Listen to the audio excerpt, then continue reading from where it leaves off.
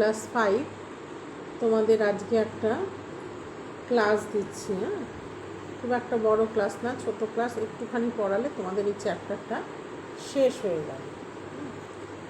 তোমরা দেখো যে 158 পেজ হলো, 158 পেজে এই চ্যাপ্টারটা রয়েছে যেটা পড়াবো। হ্যাঁ, এখানে দেখো শেখানো হয়েছে দশমিকের যোগ বিয়োগ গুণ ভাগগুলো কী করে করবে, ঘর সমান করে নিয়ে কিভাবে করবে সেটা দেখো।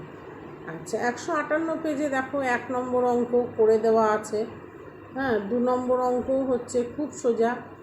কি লিখেছে, আমি আমার জেঠুর বাড়ি যাব, আমার বাড়ি প্রথমে 1.223 কিলোমিটার পথ হাঁটলাম, তারপরে হচ্ছে 11.272 কিলোমিটার পথ বাসে, তারপরে 0.351 কিলোমিটার হেঁটে গেলাম। আমি বাড়ি থেকে কত কিলোমিটার পথ গেলাম, তাহলে প্রথমে কত হেঁটেছিল সেটা, তারপরে হচ্ছে 11.272 তার নিচে লিখলে সেটা বাসে, আবার হচ্ছে তোমার 0.35 কিলোমিটার পথ হাঁটলাম। এই তিনটে যোগ করলেই তুমি মোট পথ পেয়ে যাবে।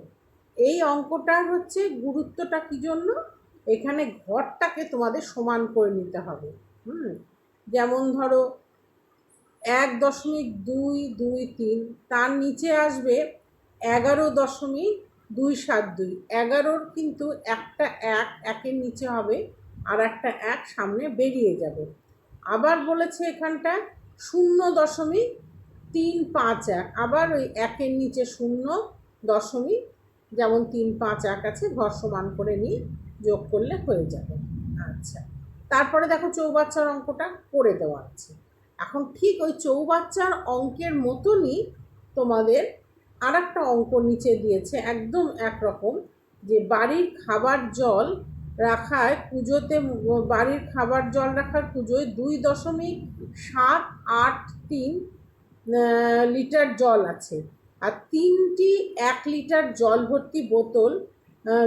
ভর্তি বোতলের জল পুজোয় ঢালা হলো। আচ্ছা, 3টে 1 লিটার, এখানে 1 দিয়ে গুণ করার কোনো দরকার নেই। 3টে 1 লিটার মানেই তো 3 লিটার, 1 লিটার 1 লিটার 1 লিটার, 3টে 1 লিটার, তার মানে 3 লিটার। তাহলে কি লিখবে, 3.000 কিলো হেক্টর ডেকাগ্রাম, যেমন সেরকম ওখানটা কিলো লিটার, হেক্টোলিটার, ডেকালিটার, হ্যাঁ লিটার, এরকমভাবে চলে। তাহলে যখন লিটার বলছো দশমিকের পরে, তোমার 3.000 হচ্ছে লিটার। তার মানে বুঝতে হবে এটা হচ্ছে 3 লিটার। 3 লিটারটা কী করে লিখবো, শুধু 3 লিখলে কিন্তু হবে না, 3.000 লেখার পর আমাদের হচ্ছে লিটারটা হচ্ছে ওইভাবে সাজাতে হবে। আর তার নিচে তুমি লিখবে পুজোয় জল ছিল হচ্ছে 2.783, তাহলে মোট কত লিটার, যোগ করো, যোগ করলে খুব সম্ভব বেরোবে, দেখো 5.783 লিটার। তাহলে বুঝতে পারলে 3টে 1 লিটার মানে 3 লিটার, 3.000, হ্যাঁ হয়ে গেল 3 লিটার। তার নিচে লিখলে 2.783 লিটার, তাহলে মোট কত লিটার জল আছে, 5.783 লিটার জল এখন হলো। এই অঙ্কটা একটু ইম্পর্টেন্ট আছে, তোমাদের মানে আসার মতো এটা রয়েছে। আচ্ছা, তারপরে নেক্সট হচ্ছে দেখো, আচ্ছা ব্যাগের অঙ্কটা তো করেই দেওয়া আছে, বুঝতে পারবে। হ্যাঁ, রকিয়ার ব্যাগের কী কী জিনিস আছে যোগ করে দেওয়া আছে, ইস্পিতার ব্যাগে কী কী জিনিস আছে যোগ করে দেওয়া আছে। যোগ করলে বুঝতে পারবে যার ব্যাগের ওজন বেশি, হ্যাঁ সেটা বার করতে বলেছে। কাজে যেটা বড় আর যেটা ছোট বিয়োগ করলে কতটা বেশি তোমরা পেয়ে গেলে, এটা করেই দেওয়া আছে। এটার বিরাট অঙ্ক, এটা যদি পরীক্ষায় আসে তাহলে মনে করবে এটাতে 5 নম্বর থাকবে। এটা বড় অঙ্কের মধ্যে, অ্যানুয়ালে আসার মতো অঙ্ক। ইউনিট টেস্টে সাধারণত এত বড় অঙ্ক তোমাদের দেওয়া হয় না। আচ্ছা, 6 নম্বর দেখো,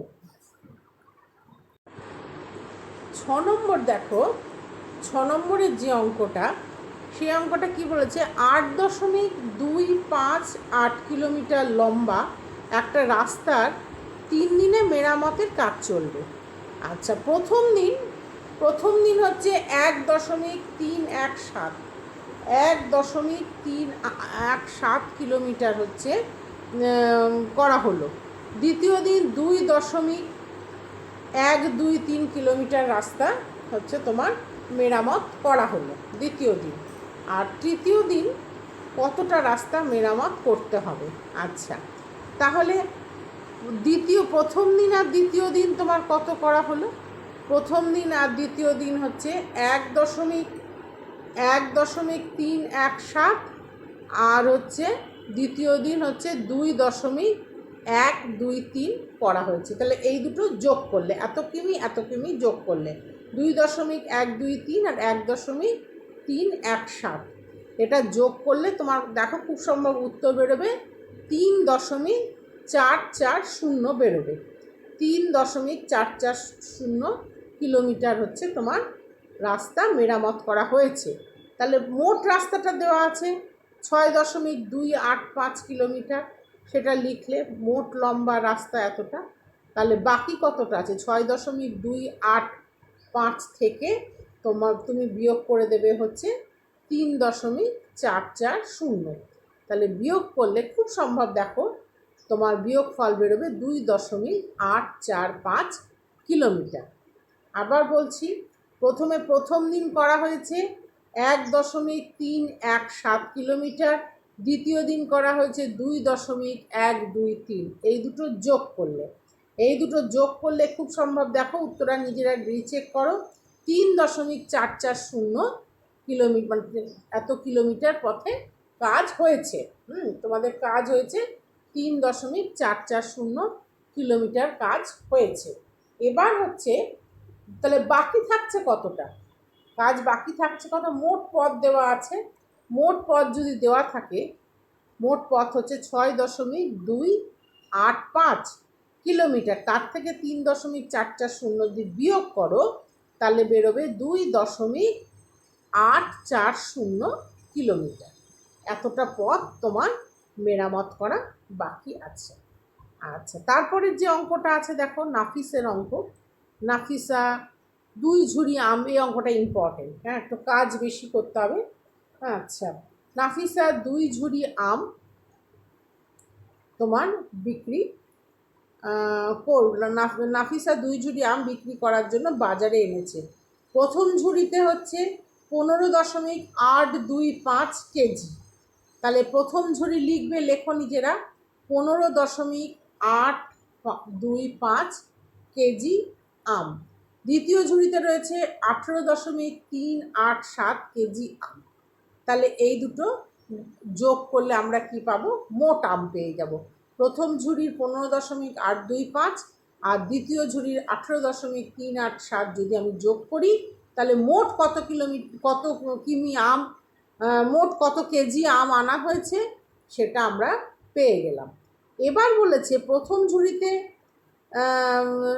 কোথায় গেল? প্রথম দিনের শেষে দেখা গেল প্রথম ঝুড়িতে 2.178 কেজি আর দ্বিতীয় ঝুড়িতে 5.188 কেজি আম পড়ে আছে। তাহলে পড়ে আছে কত? 2.123 হচ্ছে 2.1, কোথায় গেল? 2.178 কেজি আর দ্বিতীয় ঝুড়িতে 5.188 কেজি আম পড়ে রয়েছে। এই দুটো যোগ করা হলো। যোগ করলে আমরা পেলাম কি কতটা আম পড়ে আছে। প্রথমে আনাটা যোগ করলাম, তারপরে পড়ে থাকাটা যোগ করলাম। আনা থেকে পড়ে থাকাটা যদি বিয়োগ করে দিই তাহলে লাস্টে চেয়েছে মোট কত কেজি আম বিক্রি হলো। তাহলে বিয়োগ ফলটাই হবে হচ্ছে তোমার কত কেজি আম তোমার বিক্রি হলো। আবার বলছি, এখানটা বুঝতে পারবে তোমরা 15.825 তার সঙ্গে যোগ করলে হচ্ছে 18.387 যোগ করলে আমরা মোট পেলাম হচ্ছে 34.212 কেজি। এটা হচ্ছে মোট আনা হয়েছে। আচ্ছা, তারপরে কি বলা আছে? পড়ে আছে, কতটা আম পড়ে আছে হচ্ছে 2.178 কেজি আম প্রথম ঝুড়িতে পড়ে আছে, দ্বিতীয় ঝুড়িতে পড়ে আছে 5.188। যোগ করলে দেখো পাবে তোমরা 7.366 কেজি আম পড়ে আছে। তাহলে এবার বিক্রি হলো কতটা? 34.212 থেকে 7.366 যদি বিয়োগ করো তাহলে বেরোবে 26.846। 26.846 হচ্ছে কেজি আম হচ্ছে তোমার বিক্রি হয়েছে। এটা হচ্ছে পড়ে থাকা মানে উত্তর। তার তিনটে কাজ করতে হচ্ছে, দুটো যোগ এবং একটা বিয়োগ। এই অঙ্কটাও কিন্তু তোমাদের বড় অঙ্কর মধ্যেই ধরা হবে এবং এইসব অঙ্কের নম্বর 4 নম্বরের কম থাকবে না, 4 নম্বর থাকবে। আচ্ছা, ছোট থেকে বড় সাজাও, একবারে করবে। দশমিক তাকিয়েই দশমিক ওঠাবে। যে সংখ্যাটা দেখো দশমিকের পর সবগুলোতেই মোটামুটি ঘর সমান করে দেওয়া আছে, কোথাও ঘর কমানো বা বাড়ানো নেই, কাজেই খুব সোজা। দশমিক মুখে মুখে তুলবে, তুলে করবে। যেমন দেখো 6.006, 6.606 এবং 6.066। তাহলে দশমিক উঠিয়ে দিলে সবচেয়ে বড় হবে মাঝের সংখ্যাটা, 6.606 হচ্ছে সবচেয়ে বড়। তারপরে হবে 6.066, দশমিক উঠিয়ে দিয়ে মনে মনে ভেবে তারপরে হবে 6.006। এভাবে করবে। তারপরে দেখো একটা আছে 0.005, 0.05 আর 0.5।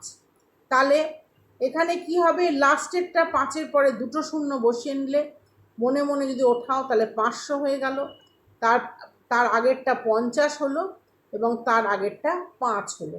তাহলে সবচেয়ে বড়কে 0.5, তারপরে বড়কে 0.05, তারপরে বড়কে, তারপরের সবচেয়ে বড় হচ্ছে 0.5, তার থেকে ছোট হচ্ছে 0.05, তার থেকে আরও ছোট হচ্ছে 0.005।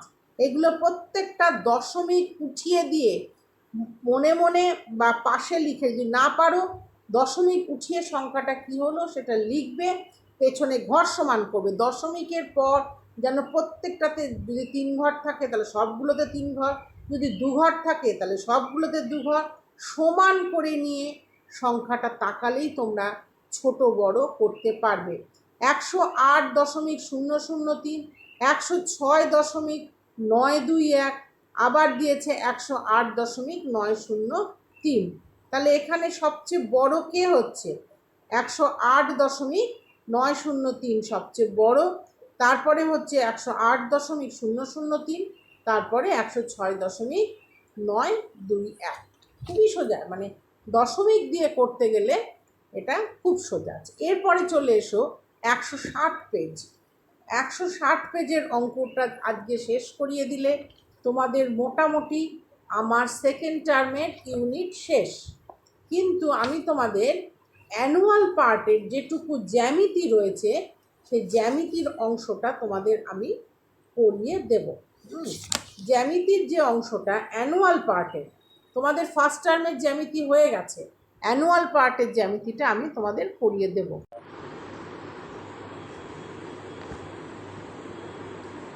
আচ্ছা, তোমরা 160 পেজ দেখো। 160 পেজে প্রথমে শিখিয়েছে 1কে 10 দিয়ে ভাগ, তোমরা জানো 0.1, 1কে 100 দিয়ে ভাগ, তোমরা জানো 0.01, 1কে 1000 দিয়ে ভাগ, তোমরা জানো 0.001। এটা সবসময় মাথার মধ্যে খেলাবে।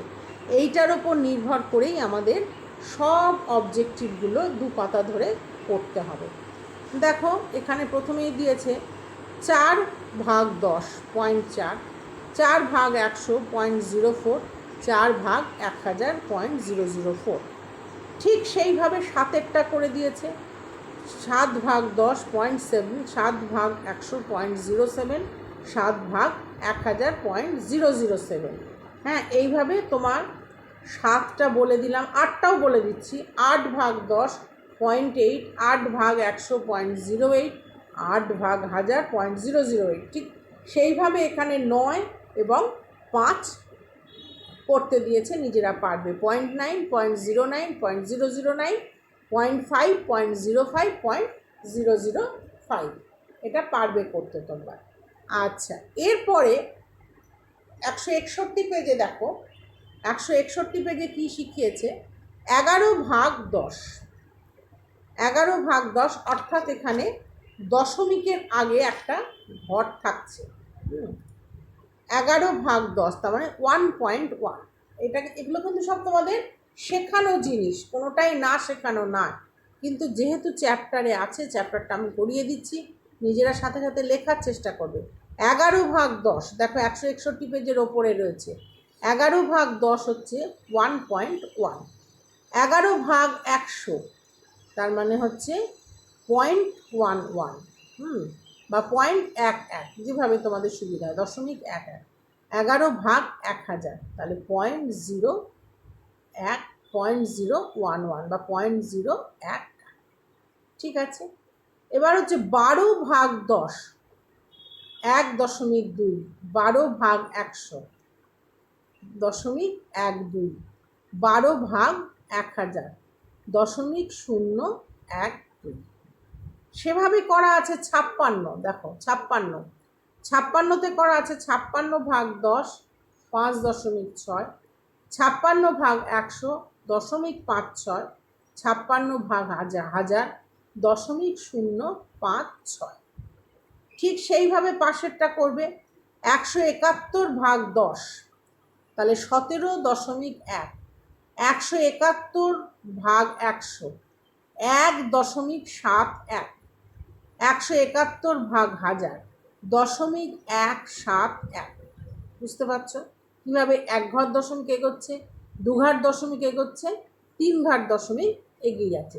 293/10 তাহলে 293.3, 293/100, 2.93, 293/1000, 0.293 হয়ে গেল। এবার হচ্ছে কিছুটা দিয়েছে ইম্পর্টেন্ট টাকা পয়সার ওপরে। টাকা পয়সার ওপরে যখন দেওয়া হবে তখন কিন্তু একটু খেয়াল রাখবে, 100 পয়সা মানে হচ্ছে 1 টাকা। হ্যাঁ, 100 পয়সা মানে 1 টাকা। টাকা থেকে পয়সা নিয়ে যেতে গেলে 100 দিয়ে গুণ করবে, পয়সা থেকে টাকায় আসতে গেলে আমরা 100 দিয়ে ভাগ করব। 100 দিয়ে ভাগ কিন্তু দেখানো হবে না, 100 দিয়ে ভাগটা কি করব, দশমিক এগিয়ে দিয়ে করব। 100 দিয়ে গুণটাও কিন্তু আমরা দশমিক 2 ঘর পিছিয়ে দিয়ে করব। এটা আমাদের মনে রাখতে হবে। পয়সার সবসময় দুটো করে ঘর, পয়সার সবসময় দুটো করে ঘর, সেই জন্য এটা আমাদের মনে রাখতে হবে সবসময়। 100 পয়সা 36 পয়সা, তার মানে কি 36/100 টাকায় নিয়ে যেতে বলছে, 0.36 টাকা। 80 পয়সা তার মানে 80/100, 0.80, সেটাকে তুমি 0.8, দশমিকের পরে কখন আগের চ্যাপ্টারে শিখিয়েছিলাম পয়সা লেখা যায় না, দশমিকের পরে সবসময় আমাদের টাকা লিখতে হয়, সেই জন্য 0.8 বা 0.8 টাকা। আচ্ছা, 5/100 পরীক্ষায় কিন্তু থাকবে, সেকেন্ড টার্মে এইসব চ্যাপ্টার থেকে অঙ্ক প্রচুর থাকবে। আচ্ছা, 5/100 তাহলে কি হবে, 0.05 টাকা। 81/100 তাহলে 0.81 টাকা। তারপরে হচ্ছে কি 223/100, 2.23। আচ্ছা, তারপরে কি আছে 21/1000, 0.021। 88/1000, 0.088। 334/1000, 334/1000, 0.334, 0.334, 0.334। আচ্ছা, 410কে 10 দিয়ে ভাগ, তাহলে 410, তাহলে এক ঘর এগোবে 41.0, তার মানে 41। 900/1000 তবে 0.900, শেষে শূন্যর কোনো ভ্যালু হয় না, উত্তরটা পরীক্ষায় লিখতে হবে 0.9, সেই জন্যই অঙ্কটা দেওয়া হয়েছে। আচ্ছা, 44 পয়সা টাকাতে কি করে লিখবে, 0.44 টাকা। 75 পয়সা 0.75 টাকা। 50 পয়সা 0.5 টাকা। 90 পয়সা, 0.9 টাকা। এই চ্যাপ্টারটা তোমাদের পুরো অবজেক্টিভের জন্য আমি পুরোটা তোমাদের বলে দিলাম। এই চ্যাপ্টার থেকে সেকেন্ড টার্মে অবজেক্টিভ অনেক থাকবে, তোমাদের এই চ্যাপ্টারটা ভালো করে রপ্ত করতে হবে। এরপরেই ছিল তোমাদের জ্যামিতি। এই জ্যামিতিগুলো কিন্তু তোমাদের আমি আগেই করিয়ে দিয়েছি, বিন্দু সরলরেখা সব করানো হয়েছে, রশ্মি কোনোটাই বাদ নেই। এরপর যেটা আছে ঘড়ির একটা চ্যাপ্টার আছে, ঘড়ির ছবি দেওয়া দেখবে, সেখানে একটু কোণের ব্যাপারটা আলোচনা করা হয়েছে।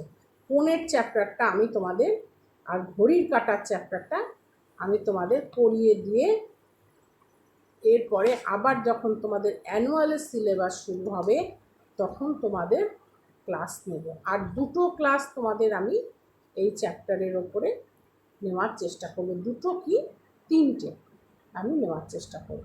তারপর তোমাদের কিছুদিন ক্লাসটা বন্ধ থাকবে, আবার অ্যানুয়ালের ডেট যখন দেবে যে অ্যানুয়াল পরীক্ষার সিলেবাসটা পড়াতে হবে, তখন আমি তোমাদের আবার অ্যানুয়ালের জিনিসগুলো পড়াতে শুরু করব।